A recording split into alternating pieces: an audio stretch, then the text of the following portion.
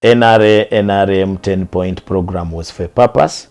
At that time, we required those things to calm down the people, to give people hope and a feeling that something is going to be done. But as time has moved on, I think we need to really review those 10-point programs, where possible abandon some of them, so that, because already the history has changed so many things. Things have changed and we cannot no longer rely on them. But it was a good process for a country which was coming from war to have some hope. But that hope now needs to be picked up, and we see how the country moves from where we are. The people have been governed on falsehoods, where you say this but you mean the other. And that has created a lot of dislocation in society. For example, there is a huge dislocation between the urban and the rural. There is a very huge dislocation about the elite and the non-elite. Even in these towns, when you walk around, you can easily see a disgruntled group of people. The non-elite, the people who are doing the ones the Swahili call the juakali, they are not in touch with the office people like the ones you would find in these big offices, and the serious businessmen who are in these big malls. So there is some dislocation. Those also don't speak one language. There is a huge problem between those in government and those outside government, or what you would call the government and the opposition. And yet these people are supposed to be working hand in hand to push certain things and develop this country. This has not been possible because of that dislocation. I tend to believe that this is mainly because of deception. Because in this country, you find that the government comes up with good programs, but they are not implemented. And you ask why. For example, in 2005, among the many amendments that were made, one of them was to come up with regional government, to have governments which are on regional basis, or what was termed as the regional tier. But what happened to it? It was not implemented anywhere. And we thought that that regional government was going to try and consolidate people, because it was going to deal with the local problems of local areas. And those problems are funded and supported and given technical ability to be resolved. That regional government also never stood. It died at birth. So that is also problematic, and in my view, I think it has created a lot of problem in society. But it's mainly because of, I think, and that's why you doubt whether the N.R.M even believed in these 10-point programs. Were they just jargons to make people feel good and like them? There is a likelihood somebody may sit in a corner and say, maybe. Because look at the development programs that have come in this country. There have been several. For those who have been following the N.R.M from inception, there have been several programs to try to help on uplift the livelihood of the people. There was Bonaba Gagawale, then there was Bonaba Gagawale went to the Haifa project. From Haifa project, we went to a number of things, to Operation Wealth Creation. Now there have been a Myoga. Now they are saying it is a Paris model. And in all of this, you don't see a link. You don't see a chain that is putting them together. You don't see something that you wonder, do these people come up with a well thought idea and how they will implement it, or it is a knee-jerk solution to problems? So this has also created a lot of problems, so much so that now in Uganda there is the eating group and the starving group, and unfortunately the eating group is small and the starving group is big, and it has created a lot of dislocation in society. The last problem where the N.R.M has failed is on administration. Administration, there is no very clear system of administration. You don't know really who to speak to when you have a problem. You are not sure whether you should speak to the LC5, the sub-county chairman, or the RDC, or the DISO, or the member of parliament. And so in my view, there have been bastardization of politics. In my own word, there is nobody in charge. There is nobody in charge, and therefore people think that there is only one person who can resolve problems in this country, and that is the president. You find children who don't have school fees, the president. Witch doctors, the president. Unemployed youth, the president. A group of witches, these witch doctors who have failed to elect their leader, border group, the president. And yet in a country like Uganda, you need a proper system of governance so that when a problem arises, there is a specific person or office that you need to go for a problem to be resolved. But here, you see a minister, he's just like a class monitor. When he comes and says, I've had your problems, I am going to tell the president and we see what we can do. Now, is that a minister?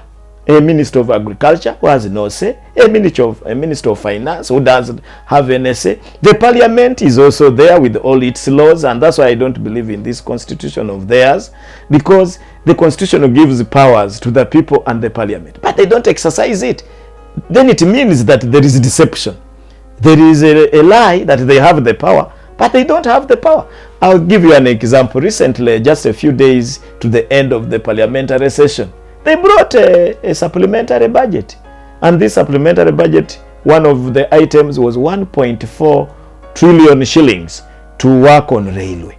And the members of parliament could not ask, which railway are you going to work on? Because 1.4 trillion is a lot of money. And remember, this money is supposed to be spent by 30th of June. So which railway are they constructing? Deception. The members disagreed first, but at the end of the day, they approved. But where is that money? Is it really going to work on the railway? And which railway? And who is in charge of that railway? So you have nowhere even to pinpoint. So there have been a big crisis of administration in this country, which has really kept this country disjointed and created a very big problem. So much so that we are like a cult. Uganda now is a cult, which only the cult leader is the powerful person. You don't have a very serious authority that you can go to resolve a problem. I normally feel bad when we drive to the State House to go and demand for the increase of our salaries from the president. Really, you look at it, but you said, but is this right? And at the end of the day, that's why maybe even the salary is not increased, because you are being led by deception. There is a deception. There is a lie that there is this ministry which is supposed to deal with this problem, but in the real sense, the minister has no power. The RDC has no power. LC5 has no power. LC1 has no power. Who has the power? The president. And for me, that is what that was enshrined in our constitution. The constitution gives the president a lot of powers, and those powers can become very destructive to the growth of democracy, and it has already happened. So the other area that has really not worked is creating an administrative system that is answerable, that is visible. You don't see any administrative system that is visible. The country is run by almost pressure groups. There is a Boda 2010, they are in charge of Boda. You don't know where even they report. There is a pastors conference group. They have a lot of powers. There are some pastors here, when they commit crime, you have nowhere even to report them. Because you report them to police, they call the boss of that police post and everything stops there. Look at the crime. The only crime in Uganda is to oppose the government. That one, you will be dealt with. But these other crime, you can go to the court system is just confusing. I was shocked the other day when they were telling me that they were still settling cases from 2009. And I said, 2009, I've been waiting for justice up to 2021. It doesn't make any sense. For example, why don't we have courts with the judges? Are there no people who qualify to sit in those courts? Somebody would argue that money, but there is money to do other things. If there is money to give 1.3 trillion to do railway, which is not there, what about, why don't you put that money there? It's because of lack of a proper system to do things. So in Uganda, the government does not have proper system, and that thing has eluded the NRM. They have not, they don't see it, they can't even touch it. And this one, there is nobody who can argue. Even the people in NRM don't understand each other. They don't know who they are answerable to. And that's why you see, for example, to become a speaker of parliament, there must be some group of people to endorse you. I thought a speaker should be elected by the people in the parliament, the members of parliament, but that is one of the problems. So in that area, that one, we don't have a system, nothing. And because you don't have a system, it creates a disjointed society. And therefore, they are power brokers. The country has created the people called power brokers. I will take you to the president. Where do you get the powers to take me to the president? And why should you take me to the president?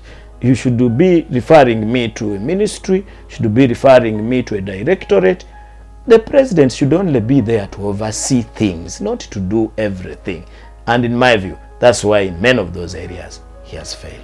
We know we are in the Great Lakes region, and the Great Lakes region is an area of turmoil. And therefore, you must really show that you are politically stable and strong to survive. And the NRM has really exploited that chance. NRM played a big role in the separation of Sudan into Sudan and South Sudan.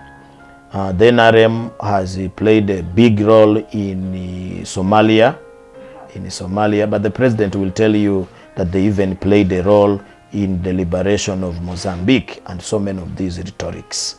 But for me, if I analyze this critically, what is the purpose of this whole thing? Is it for the good of Africa? Is it for the good of Uganda? For Uganda, it is not good at all, because it has created a lot of hostility to Ugandans. People now look at us as warmongers.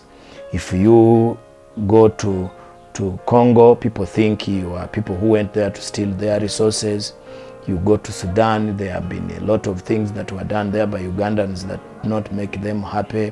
And that has been the problem which has even failed the East African community. The East African community has been suffering from that problem, where people think that countries like Uganda are not good neighbors, they are not good brothers. They are people who are maybe want to go there and conquer them and present a Uganda sub-imperialism. And that has affected us, especially with Tanzania and Kenya. And I think now we only have strongholds in South Sudan, but it's because of the weak state in South Sudan. So in my view, that design has benefited the president more than any other person. The leader of the NRM has benefited from this because he has gained a lot of support from this Western world. For example, we were mercenaries. We were mercenaries in Somalia. If you check, they were paying the American government was paying the African Union, which was also paying us. But who gets the money? A few people who go there. But who takes the cost? All Ugandans. All Ugandans. Because to sustain an army in Somalia cannot only be paid for by the United States. We have also to pay. We are the ones who train these people. What about our boys and girls who die from there? Or officers and men who die from there? It's a huge loss for us. And you don't see the local person feeling, because all these things should be done for the interest of the citizens in Uganda. Do the citizen in Kapelabiom or Kanyantorogo or Chanamukaka in Masaka or in Bupadengo, in Busoga, do they really feel that this is a benefit to them? They must reach a time that they feel this, and this is where you can be comfortable as a citizen and say, yeah, we are benefiting from this thing. But the mere fact of somebody having an army in Somalia and another one in Congo and another one maybe in South Sudan, it does not mean that you are a Pan-African who is worth the name, because Pan-Africanism is not all about fighting. But they will argue they will argue, my colleagues in the N.R.M will argue that you have to first create peace. But must you create peace by only fighting? I want to see the N.R.M going to be a peacemaker. The president being a chairperson of this brokering peace. He has been in Burundi. He has tried his best in Burundi. He was also a peacemaker. I don't know, but Burundi, I'm very, very sure. That is the area we want to go into, not warmongering and taking war outside the country. Because that one only affects us in terms of resources and human beings, and also creates bad relationship. Because when you are fighting there, you are fighting a certain group which will not like you. But it would have been better if you are going there to make peace between two of them. But they will argue, but how do you make peace on people who are fighting? Yeah, it has been possible. All wars in this world are ended with a talk, a peace talk. So, in my view, that area, it is a mix, it's a serious mixed feeling which has been created, and in my view, it's not good for Africa. And Uganda now is respected, is one of the respected countries on the continent of Africa, but not respected for a good cause, in my view. It should be respected because we are making peace, because we are African champions in football. We have producing the best musician. We are exporting our commodities there. In fact, we should be selling something in these countries, in my view. Africa can only be powerful if we are selling to each other and we are benefiting economically in tourism. For example, how many people are coming to Uganda to tour in Uganda because we are in Somalia or we are in Congo? In fact, it discourages very many people to come here. So we need to do better things that market us on the continent of Africa and promotes African Pan-Africanism differently.